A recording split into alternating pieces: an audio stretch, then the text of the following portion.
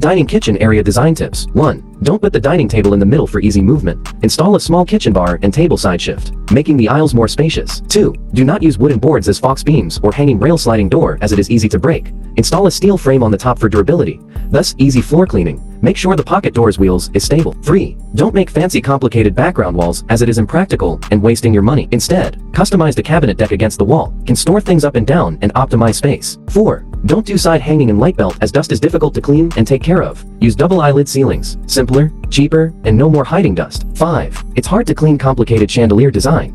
Choose a modern, simple, light design for easy cleaning. 6. Current dining sideboard open compartments is messy, dusty, and has to be cleaned frequently. Instead, make the cabinets up and down. The middle space, operation table, is neat and tidy. 7. Do not protrude the refrigerator to the outside. Build a refrigerator cabinet. Both refrigerator and sideboard cabinets are connected seamlessly with a customized beveled triangle corner cabinet. 8. No kettle on the dining table. Alternatively, the sideboard is installed with a pipeline machine connected to the water purifier for overall clean and minimalist practical design. Follow for more.